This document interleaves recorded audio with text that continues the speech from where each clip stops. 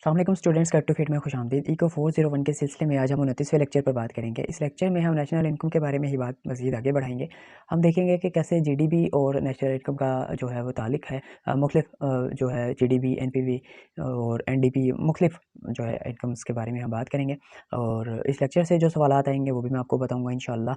और इसके अलावा अगर आपको ये हाईलाइटेड हैंडआउट चाहिए तो आप मेरे व्हाट्सएप ग्रुप भी ज्वाइन कर सकते हैं, जिसका लिंक डिस्क्रिप्शन में मौजूद है।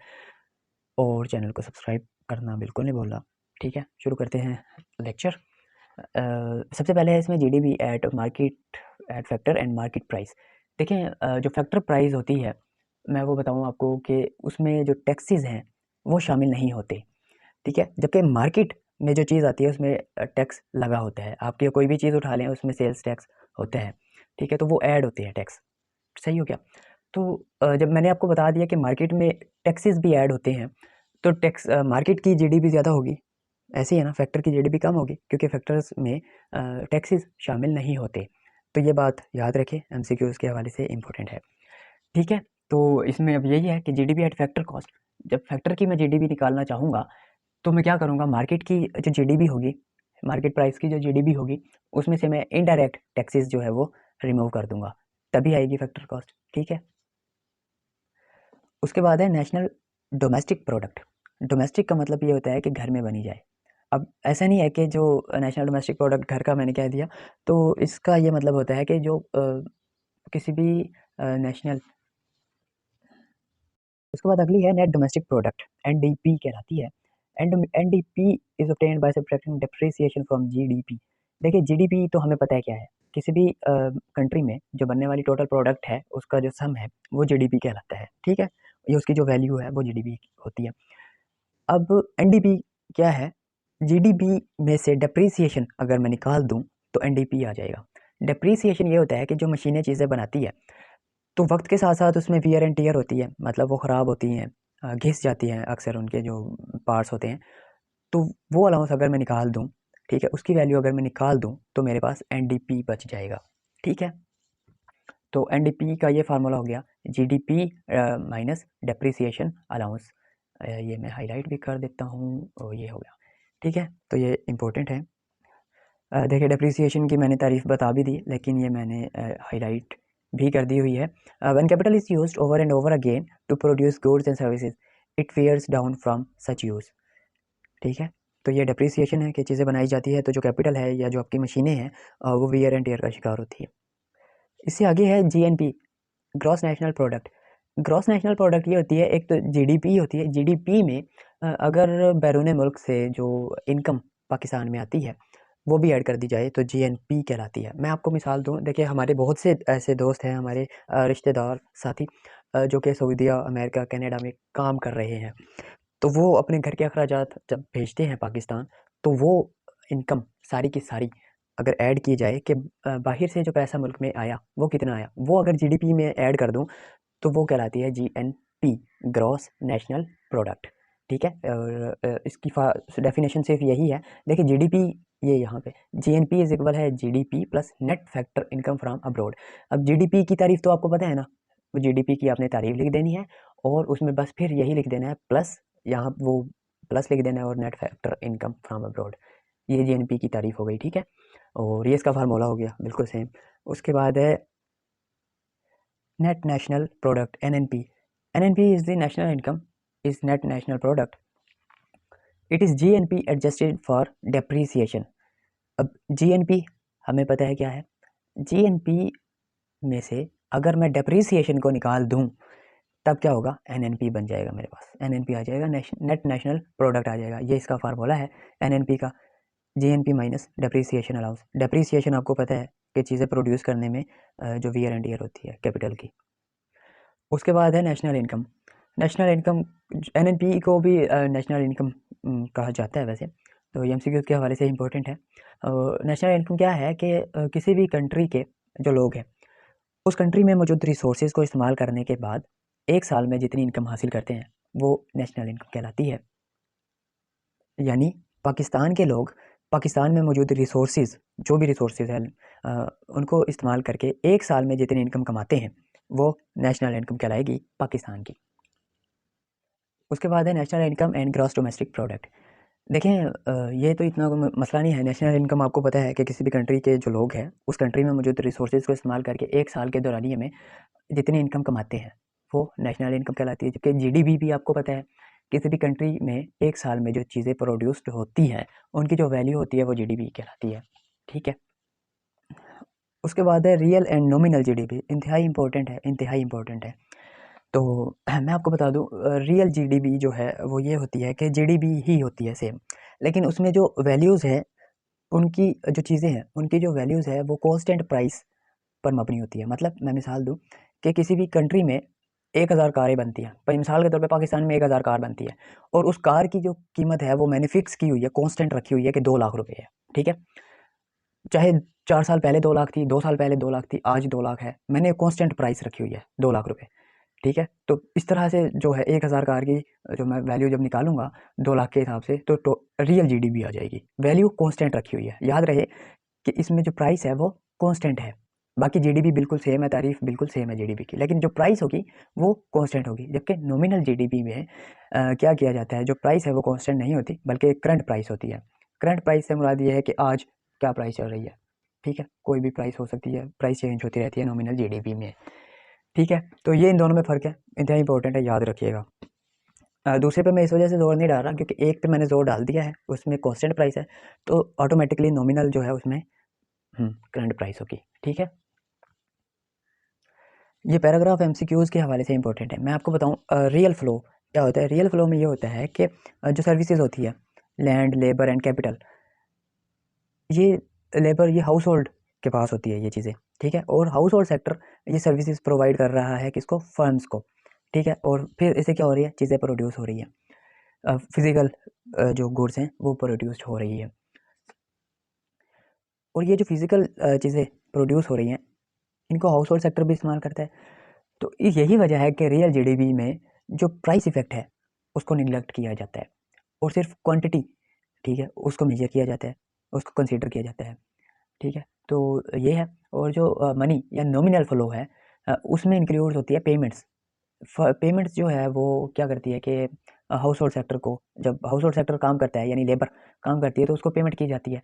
ठीक है, जब पेमेंट की जाती है तो उस पेमेंट से हाउस होल्ड सेक्टर वो चीज़ें खरीदता है। ठीक है, इस वजह से उसमें जो प्राइस चेंज है वो कंसिडर किया जाता है नॉमिनल में। तो यही रियल जीडीपी की वजह थी कि कांस्टेंट प्राइस रखी जाती है क्योंकि उसमें जो सर्विसेज दी जाती है उसके बदले उसको चीज़ें मिल जाती है। जबकि नॉमिनल में क्या होता है, जो फर्म है वो हाउस होल्ड सेक्टर को वेजेस यानी पैसे देती है और उस पैसों की जगह या उस पैसों से हम वो चीज़ें खरीद लेते हैं जो कि फर्म बनाती है। तो इस वजह से यहाँ पे पैसे या प्राइस कंसीडर की जाती है नॉमिनल में, जबकि रियल में प्राइस कंसीडर नहीं की जाती। उसके बाद बड़ा इंपॉर्टेंट टॉपिक है प्राइस डिफ्लेटर। ये डिफ्लेटर क्या होता है कि नॉमिनल जीडीपी को रियल जीडीपी में कन्वर्ट करने का जो प्रोसेस है उसको जो है डिफ्लेशन कहते हैं। और प्राइस इंडेक्स जो है वो बताता है कि रेशो, किस रेशो से नॉमिनल जीडीपी जो है वो रियल जीडीपी में कन्वर्ट हुई है या क्या रेशो है उनकी। ठीक है, refer to as implicit price deflator. और इसका जो फार्मूला है जीडीपी डिफ्लेटर का वो नॉमिनल जीडीपी को रियल जीडीपी पे डिवाइड करने से हासिल होता है।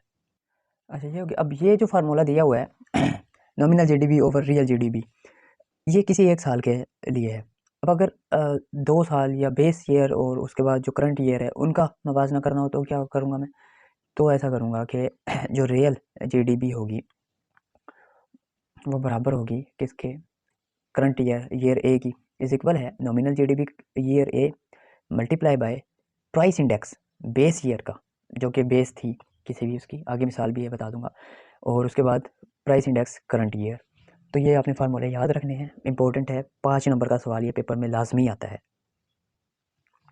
देखिए इसमें ना एग्जाम्पल दे रहा है, ये एग्जाम्पल में ये टेबल दे रहा है और ये बता रहा है कि साल जो पहला साल है उसमें एप्पल 100 प्रोड्यूस हुए, चिकन 100 प्रोड्यूस हुए हैं, और जो एप्पल की कीमत है वो 2 रुपये है, चिकन की 4 रुपये है। साल 2 में 150 हुए हैं एप्पल, और चिकन जो है 140, जो भी वैल्यू है ये सामने है। अब हमने क्या करना है कि नॉमिनल जीडीपी निकाल लेनी है एक साल में। नॉमिनल जीडीपी क्या होती है, जो क्वांटिटी होगी उसको प्राइस से मल्टीप्लाई करेंगे प्लस दूसरी चीज़ की, तीसरी चीज़ की, यही होता है ना जीडीपी। जीडीपी में यही होता है कि जो चीज़ें प्रोड्यूस हुई हैं उनकी वैल्यू कितनी है। तो उसी सूरत में आएगी जब चीज़ों की क्वांटिटी और उसकी प्राइस को मल्टीप्लाई करूँगा तो उसकी वैल्यू होगी। ठीक है, तो इस तरह से निकाल ली। पहली नॉमिनल जीडीपी जो है साल 1 की वो ये है कि 100 एप्पल प्रोड्यूस हुए। ठीक है, और एप्पल की कीमत क्या थी, 2 रुपये। तो 100 को 2 से मल्टीप्लाई कर दूंगा, एप्पल की आ जाएगी। प्लस दूसरी जो चीज़ इकोनॉमी में प्रोड्यूस हुई थी वो क्या थी, वो थी जनाब चिकन। चिकन भी 100 हुए और 4 रुपये के हिसाब से, तो 100 ज़रब 4, टोटल जो चीज़ें प्रोड्यूस हुई साल 1 में वो 600, जीडीपी की वैल्यू बनी वो 600 बनी। अब साल 2 में जो चीज़ें प्रोड्यूस हो रही हैं उनके हिसाब से वैल्यू निकाल लूँगा, बिल्कुल इसी तरह जैसे साल 1 की निकाली है। अब ग्रोथ रेट ये होता है, ग्रोथ ये होती है कि final minus initial over initial. Yes, ठीक है। तो अब ग्रोथ कितनी हुई है, मतलब साल 2 में, तो साल 2 में से जीडीपी, साल 2 की जीडीपी में से साल 1 की जीडीपी को माइनस करूँगा, डिवाइड करूँगा साल 1 की जीडीपी से, तो ये ग्रोथ आ जाएगी जो कि कितने परसेंट आ गई, 140%। ठीक है, ये हो गया। अगर ये समझ ना आ रहा हो तो बता दीजिएगा, इसका सेशन भी रखेंगे इंशाल्लाह से, सेशन में भी इन पर बात हो जाएगी। अच्छा, ये स्टेप मैं आपको बता दूं, लिखा हुआ है year 2 price index at year 1 price, यानी साल 2 की हमने क्या करना है, क्वांटिटी करनी है, और प्राइस क्या कौन सी लेनी है, साल 1 वाली लेनी है। ठीक है, तो यही हुआ है 150, साल 2 में जो क्वांटिटी प्रोड्यूस हुई 150 हुई एप्पल की, और प्राइस कौन सी लेनी है, साल 1 वाली। साल 1 में एप्पल की क्या प्राइस थी, 2। ठीक है, जमा साल 2 की जो वैल्यू थी वो 140 थी। ठीक है, और उसकी क्वांटिटी कितनी थी, 4। तो ये हो गया। अब जमा इनकी टोटल क्वांटिटी से करूँगा, 150 जमा 140, 290 से ये डिवाइड कर दूंगा, इसको कैलकुलेट करेंगे तो ये 2.96 आ जाएगा। इसी तरह अगला स्टेप है year 2 price index at year 2 price. अब साल 2 का प्राइस इंडेक्स और साल 2 की ही कीमत पर मालूम करना है, तो ये तो आसान होगा। 150 और इसकी वैल्यू कितनी है, 4 एप्पल की। ठीक है, जमा 140 ज़रब इसकी वैल्यू कितनी है, 6, और टोटल वैल्यू जो है क्वांटिटी कितनी है, 290 से डिवाइड कर दूंगा, तो ये प्राइस इंडेक्स आ जाएगा इसका। तो इस तरह से जो साल 1 का होगा उसकी वैल्यू लिखेंगे, और साल 2 के साथ, और उसके बाद 100 से मल्टीप्लाई करके तो इसको सॉल्व करेंगे तो एक्स की वैल्यू जो आ जाएगी 167% आ जाएगी। ठीक है, this is the price level in percentage term prevailing in current year साल 2, तो relative in price level of year 1। ठीक, अब उसके बाद रियल जीडीपी कैसे फाइंड करनी है, इसका फार्मूला वो पीछे दिया हुआ है, बिल्कुल सिंपल, सिर्फ वैल्यूज पुट करनी है। 1440 अरब 100, एक और 167 करेंगे तो ये 860 जाएगा। ग्रोथ रेट वही होता है final minus initial divided by initial, तो ये ग्रोथ रेट आ जाएगा 43%। उसके बाद इंपॉर्टेंट है पर कैपिटा जीडीपी।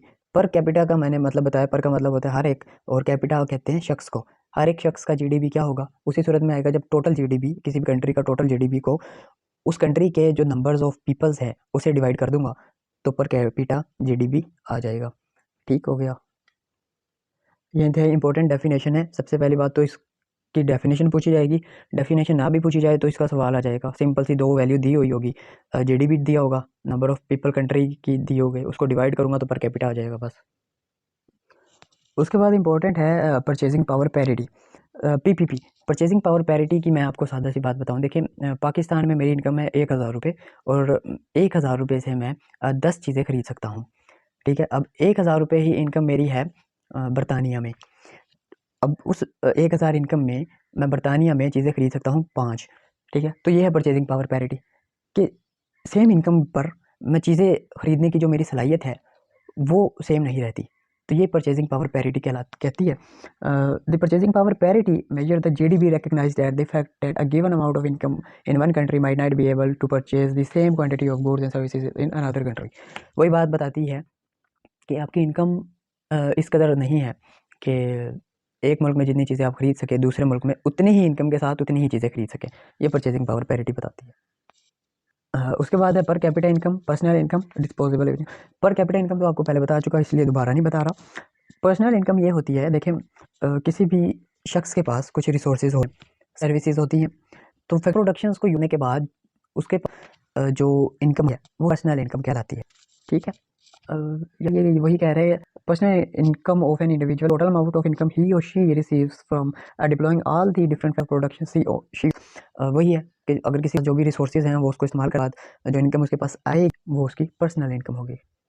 उसके बाद है डिस्पोजेबल इनकम। डिस्पोजेबल इनकम ये है कि जो पर्सनल इनकम्स हैं उसमें से अगर टैक्स को निकाल दूँ तब जो है वो डिस्पोजेबल इनकम बच जाएगी। याद रहे एक चीज़ यहाँ पर लिखी है उसने, डायरेक्ट टैक्सेस। डायरेक्ट टैक्सेस ये होते हैं कि इनकम टैक्स जो है वो डायरेक्ट टैक्स में आता है, एक खास लेवल से ज़्यादा अगर आपकी इनकम आती है तो वो डायरेक्ट टैक्सेस होती है। उसके बाद डिस्पोजेबल इनकम बची जाती है। अब उसके अलावा एक होता है इनडायरेक्ट टैक्स। जैसे मैं आपको बताऊं, कोई भी चीज़ हम खरीदते हैं, माचिस खरीदते हैं, साबुन, सर्फ, तो इस पे भी आप देखेंगे तो इसकी कुछ वैल्यू होती है और इसमें टैक्स भी लिखे होते हैं, तो वो जो आती है वो इनडायरेक्ट टैक्सेस में आते हैं। ठीक है। उसके बाद है ड्रॉबैक्स और मतलब जीडीपी बेस्ड इनकम का। ये है कि सबसे पहला तो ये है कि अगर कोई भी शख्स अपना काम खुद कर रहा है तो वो नेशनल इनकम में शामिल नहीं होगा। ठीक है। जैसे मैं अगर अपना घर का काम खुद कर रहा हूँ, मैं पेंट कर रहा हूँ अपना घर खुद, तो ये नहीं होगा, ये जीडीपी में शामिल नहीं होगा। तो ये भी एक तरह से, हालांकि वो तो इनकम है ना, वो बचा रहा है अपनी कंट्री की, प्रोडक्ट प्रोड्यूस तो कर रहा है चीज़ें, लेकिन नहीं होगा। कोई भी शख्स अपने लिए खुद चीज़ें बना ले तो भी ये भी शामिल नहीं होगा। उसके अलावा ये है दूसरा कि अगर कोई शख्स किसी भी मुल्क में ऐसी चीज़ें बना ले जो कि बैन है और उन चीज़ों को बनाने के बाद एक्सपोर्ट करते हैं तो पैसे तो आएंगे ना। अब वो पैसे जीडीपी में शामिल नहीं होंगे। ठीक है। ये भी जीडीपी का एक मसला है। अब ये मसला इस तरह से है कि देखिए, पैसा तो आ गया ना, अब उनके पास पैसा है, पैसा है तो लिविंग स्टैंडर्ड अच्छा है। अब लिविंग स्टैंडर्ड तो अच्छा है मगर उसकी जो कंट्री की जीडीपी है वो बताएगी कि लिविंग स्टैंडर्ड अच्छा नहीं है। तो इस तरह से जो इम्प्रेशन है वो अच्छा नहीं रहेगा। किसी भी कंट्री की इनकम को जीडीपी में मेजर करने का एक नुकसान ये भी है कि, नुकसान ये है कि देखिए, जीडीपी ये कहती है कि अब चीज़ें जो प्रोड्यूस होंगी वही जीडीपी में शामिल होंगी। तो ये चीज़ें देखकर जो है किसी भी कंट्री में प्रोडक्शन बढ़ जाती है, लेकिन जीडीपी ये नहीं देखती कि जो प्रोडक्शंस हो रही हैं उसके नतीजे में पोल्यूशंस किस कदर बढ़ रही है। तो इस पे जीडीपी का कोई ध्यान नहीं होता, इसको कंसिडर नहीं करती। तो ये एक ड्रॉबैक है। तो ये था जनाब जीडीपी के हवाले से, national domestic product, GNP, NNP. तो ये सारी चीज़ें उम्मीद है आपको समझ आ गई होंगी। और अगर ये वीडियो आपको पसंद आई है तो लाइक कीजिए। जो इससे क्वेश्चंस बन सकते थे वो भी मैंने साथ के साथ बताए। तो मिलते हैं अगले लेक्चर में, तब तक जनाब अल्लाह हाफिज़।